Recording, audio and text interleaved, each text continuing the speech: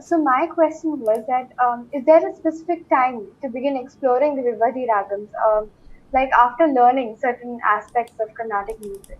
It's one of those things that I won't say that there is exactly a correct time. For me personally, it was not something that I explored very early on.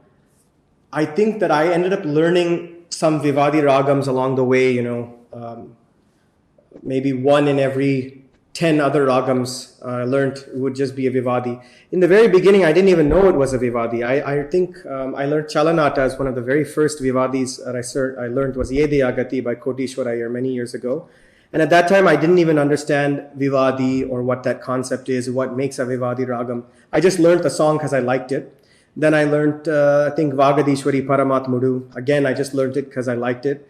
It was only sometime later on that I actually realized that there was this concept of Vivadhi. And for some time, I had the misconception that any rare ragam was Vivadhi and Vivadhi was rare ragam. I was using those terms interchangeably. And then I think, one day I was just having a discussion with my music teacher, and he kind of started explaining, no, Vivadhi actually is this. And it wasn't in very technical terms, but we just kind of quickly went over the notes. And then I kind of realized, oh, okay, there's actually a classification for this.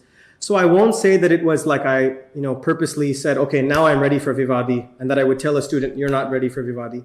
It's kind of like when you find a student is comfortable with new ragams in general, tackling a new ragam each class or each week when they have a class or a session with their guru, then along the way you introduce a Vivadhi ragam and see how they're able to approach it. So if you're the student, just take a Vivadhi ragam, probably start with something that's more common, as I said, maybe a Chalanata or a Rasika Priya or a Vagadishwari, Ganamurti, and go into that ragam and see if you're comfortable sort of tackling those Vivadhi combination of notes.